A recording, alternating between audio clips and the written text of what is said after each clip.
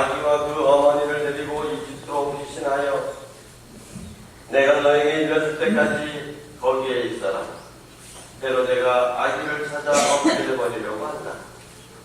요셉은 일어나 밤에 아기와 그 어머니를 데리고 이집트로 가서 헤로데가 죽을 때까지 거기에 있었다.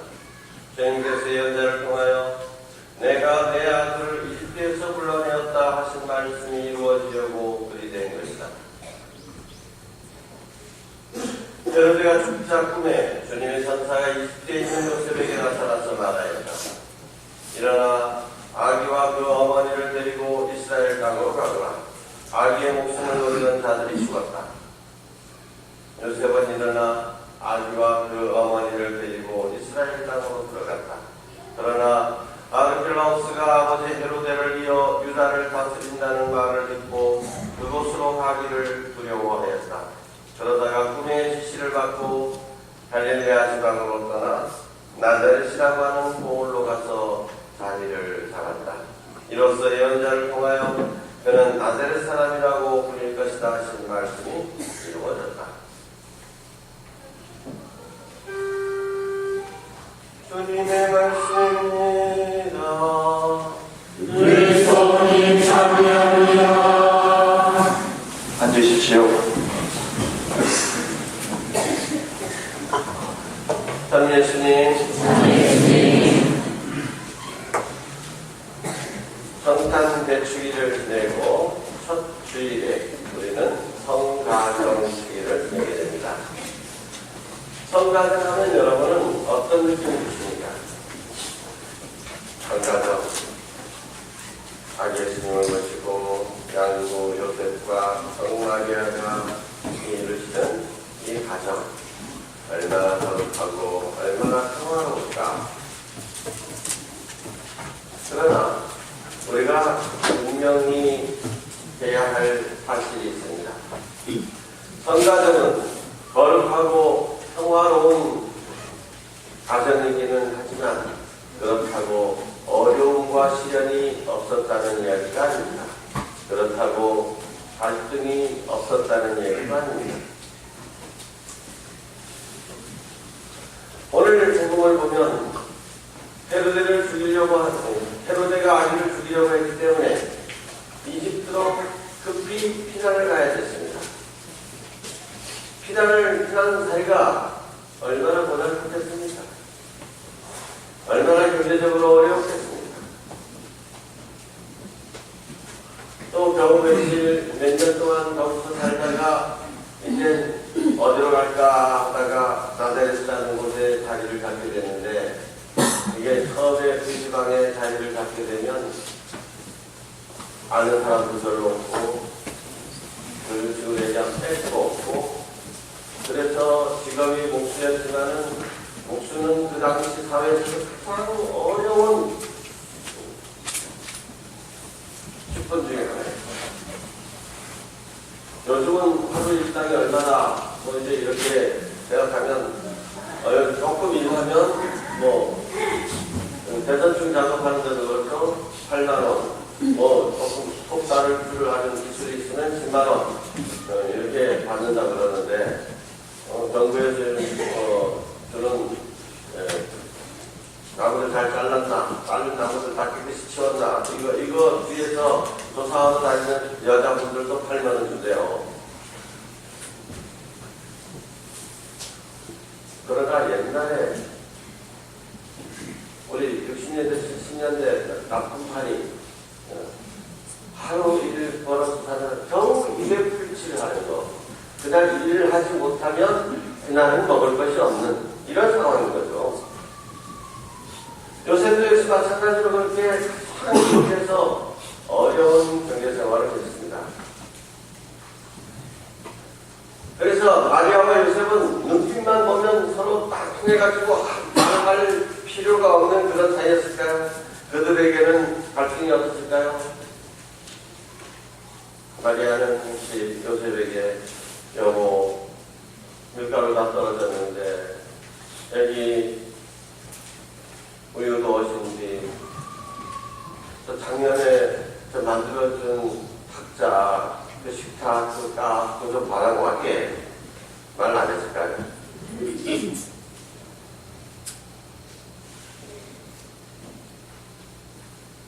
또 여러분 다 잘 아시잖아요. 부모와 자녀와의 관계는 어땠습니까? 12살 되던 해 나자렛에서 예루살렘으로 순례를 왔는데 갑자기 아이가 사라진 겁니다. 그래서 사흘 동안이나 울며 아이를 찾아 헤매다가 겨우 성전에 찾아갔습니다. 어머니께서 무슨 말이 나옵니까? 아유, 무사경 우리 좀 괴롭힙시냐?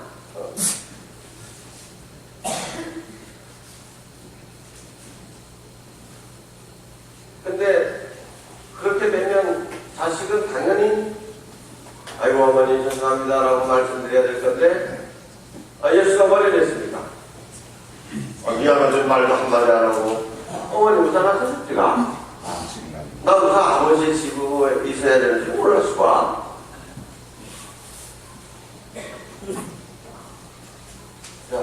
성가정이라고 해서 아무런 시련도 없고 갈등도 없고 어려움도 없다고 생각하는 것은 착각입니다. 더구나 요셉은 예수님이 어린 시절에 세상을 떠났다고 전했습니다. 그러니 경제적인 공부함은 얼마나 더 심했는지 충분히 상상할 수 있습니다. 이런 가정이 흔히 볼 수 있는 이런 우리와 똑같은 가정, 어쩌면 지금 우리가 겪는 경제적인 어려움이나 또는 식구들과의 갈등보다도 훨씬 더 심하면 심하지 덜하지는 않았던 이런 가정이 어떻게 해서 거룩하고 어떻게 해서 평화로운 가정이냐, 그 비결을 알아야 됩니다.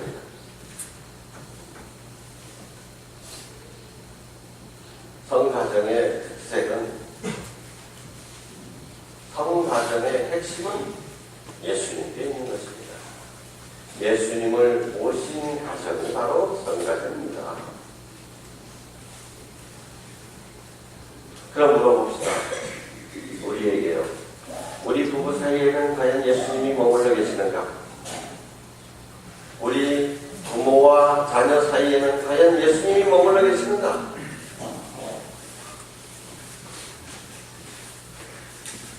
우리 부부 사이에 예수님을 모셔야 성가정. 우리 자녀들과 우리 사이에 예수님을 모셔야만 성가정입니다. 부부 사이에 무언가를 이론하고 결정을 할 때 정말 기도하는 마음으로, 주님께 순종하는 마음으로 대화를 나누느냐, 예수님을 우리 가정에 정말 주인으로서 모시고 살아가느냐, 아이들과 대화할 때 아이들에게 무엇보다도 하나님 아버지께 순종하는 삶, 하나님 아버지의 사랑에 대해서 감사하는 삶을 가르쳐주고 있느냐, 예수님을 모신 삶이어야 합니다. 엊그제 오름에 올라갔는데 딸이 결혼을 했습니다. 근데 안 보여요. 너무나 오랫동안 안 보여서 어떻게 이번 성찰 때도 어떻게 안 보일 수가 없으니까 어머니가 하시는 말씀이 아이고 내가 일수록 불렀는지 임신했는지 어떤 겁니까? 제가 야단을 쳤습니다. 어머부터가 그러니까 그런 거지. 옛날 어머니들은 다 임신해도 밥해도 다 나가고 저는 직장에 안 다니네. 나 직장에 나가는데 직장 나가는 데가 생각도 나오냐.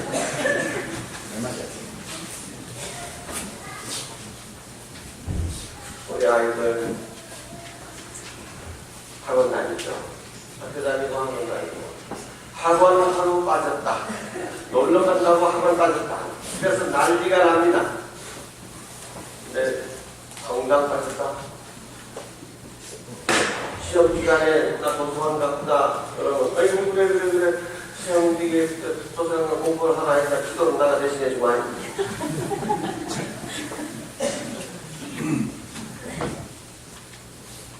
그런데 어떻게 성가정에 성자가 나올 수 있겠습니까? 근데 여러분, 예수님을 모신다는 게 무슨 뜻일까요? 저는 두 가지 면에서 생각을 해보고 싶습니다. 첫 번째, 예수님께서 우리 부부 사이에 머물러 계신다. 예수님께서 부모와 자녀들 사이에 머물러 계신다. 예수님을 모신다. 이게 모신다는 뜻이 무엇이냐? 요한복음서가 그것을 잘 말해주고 있습니다. 저렇게 탄생하신 아기 예수님은 뭐라고요? 누구시라고요? 말씀이 사람이 되신 분이다. 말씀이 사람이 되신 분이다. 하느님의 말씀입니다. 하느님의 말씀을 우리 부부 사이에 모시고 하느님의 말씀이 부모와 자녀들 사이에 머물러야만 성가정이 될 수 있다는 거죠. 우리가 하는 말수를 한번 봅시다.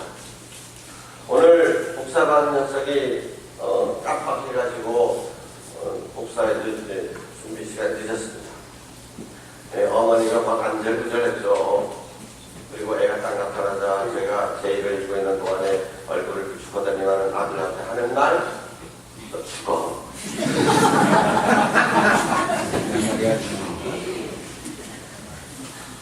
우리가 하는 말, 정말 예수님께서 하느님의 말씀으로 이 세상에 참된 생명을 주시고 우리를 구원하시는 말씀이다. 절망에 빠진 이들을 끌어내는 희망의 말씀입니다. 위로의 말씀이지 않습니까?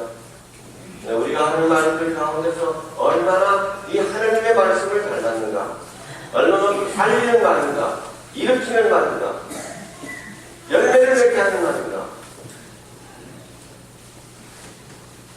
이제는 꺾어버리는 말,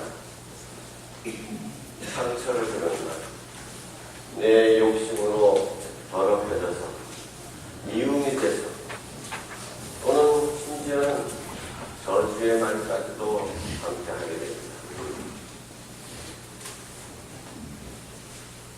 부부 사이에도 마찬가지고 부모와 자녀들 사이에서도 살리는 말이 될 수 있습니다. 그래서 서로가 말시에 우리의 말이 정말 말씀이 되도록, 하느님의 말씀이 되도록 하기 위해서 늘 우리 혀를 조심해야 될 것입니다. 그리고 두 번째로, 예수님을 모신다는 건 무엇이냐? 예수님은 하나님 사랑 그 자체입니다. 근데 사랑이 무엇인지를 우리에게 모범적으로 가르치고 계시잖아요. 사랑하는 건 어떤 것이냐? 하느님의 외아들님께서 누리시는 온갖 영광과 권능을 다 버리시고 어린아이가 되셔서 어떤 불의를 느껴주십니다. 그리고 십자가에서 마지막 피 한 방울 가지고 다 우리를 위해서 내어주신 이것이 진짜 사랑이다 라고 가르쳐주고 계시는 겁니다.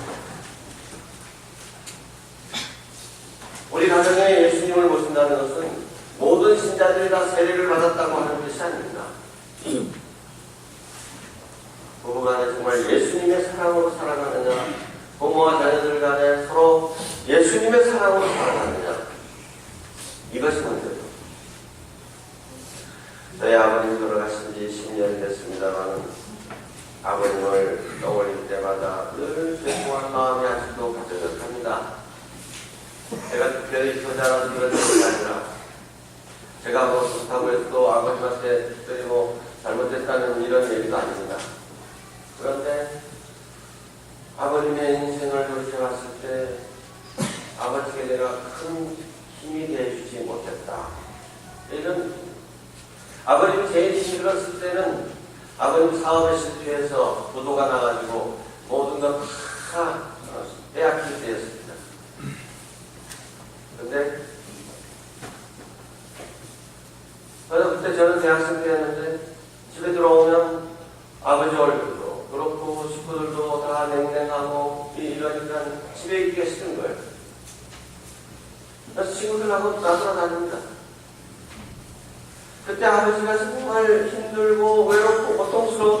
순간이었어.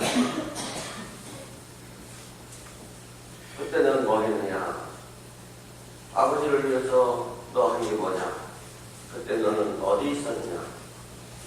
정말 자신스럽다. 그때 아버지께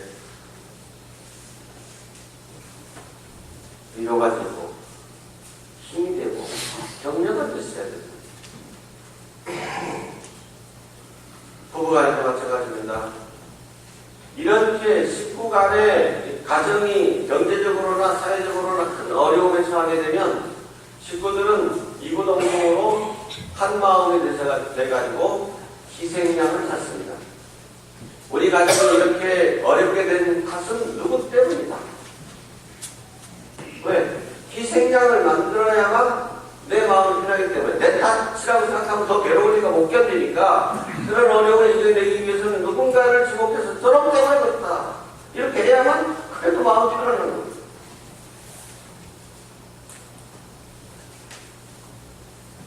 네, 우리 어머님들 하시는 말씀은 뭐냐?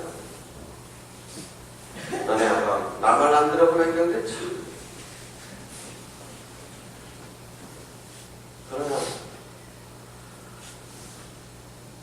아버님이라고 무슨 사업 잘 안 해보려고 그랬던 겁니까? 부도나려고 그런 겁니까?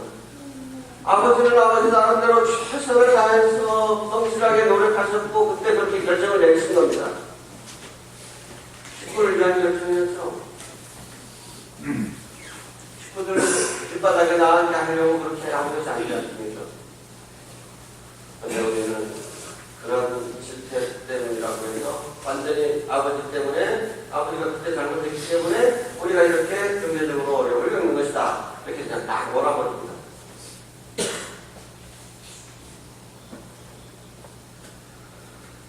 또는 자식 때문에 이 원수 같은 자식놈 때문에 그냥 어떤 애는 저런 것이 내 몸에서 나왔습니다.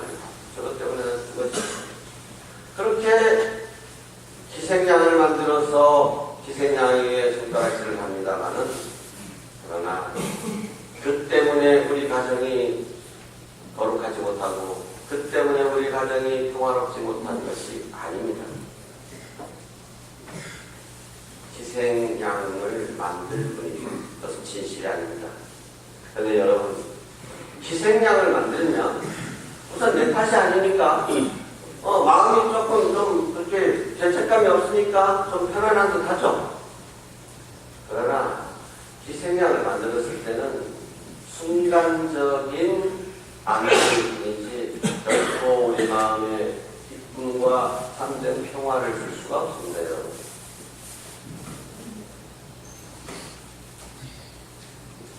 그때 너는 어디 있었느냐? 그때 너는 무엇을 했느냐? 이 대답에 저는 같이 있었습니다. 저는 그래도 같이 손을 잡아줬습니다. 라고 대답할 수 있을 때 비로소 우리 마음의 기쁨과 평화가 시작되는 아버님이 그렇게 어려워하실 때 내 의자가 여보 당신 일 잘하다 보면 한 번쯤은 그렇게 잘못될 수도 있는 거잖아요. 정리해주고 우리 함께 이겨냅시다. 이렇게 힘이 되어주는 거예요. 자식이 잘못된 것도 부모님 마음에 상처를 주려고 일부러 그렇게 잘못하는 겁니다. 다른 나름대로 열심히 살아보려고 하는데 그렇게밖에 안 되는 거예요. 그럴 때 너도 힘들지. 안고 같이 울어주고 다시 한번 시작해보자라고 정리해 줄 수 있는 부분입니다. 근데 여러분 가정이 어려울 때 식구중에 문제가 많을 때 그래가지고 내가 괴로운 것을 좀 피해보려고 도망다니고 나는 안 괴로우려고 그래서 희생양을 만들어서 살으려고 그럴 때는요 자기의 고통만 생각하기 때문에 자기의 아픈 것이 더 큰 문제로 드러납니다. 그런데 사랑의 신비라는 것이 바로 이런 것입니다. 더 고통 겪는 우리 식구를 위해서, 더 힘들어하는 배우자를 위해서 먼저 내가 사랑으로 다가갈 때 내 어려움, 내 아픔을 잊어버리고 상대방에게로 나아갈 때 그때는 내 아픔이, 내 문제가 언제 그런 적이 있었냐는 것처럼 마치 볶는 녹듯이 싹 사라져버리고 대신 기쁨이 충만한 겁니다. 대신 평화로워지는 것입니다. 이것이 십자가와 부활의 비밀인 것이죠. 여러분, 오늘 성가정 주일을 맞으면서 예수님을 모신 내 마음을 열어갑시다. 내 입에서 나오는 모든 말이 생명을 주는 구원하는 하나님의 말씀대로, 또 내가 하는 모든 행동이 나를 편안하게 하고 나를 이롭게 하기 위해서 그렇게 하는 행동이 아니라 예수님께서 보여주신 것처럼 다 내놓는 이라는 삶, 피 한 방울까지도 다 남김없이 내어주는 그런 삶을, 그런 사랑을 실천하기 위해서 노력하는, 그렇게 될 때 그때 내 마음이 예수님을 모셨기에 내 마음이 거룩하고 평화로운 것이고, 내가 예수님을 모셨기에 우리 가정이 예수님을 모신 가정이 돼서 우리 가정이 거룩하고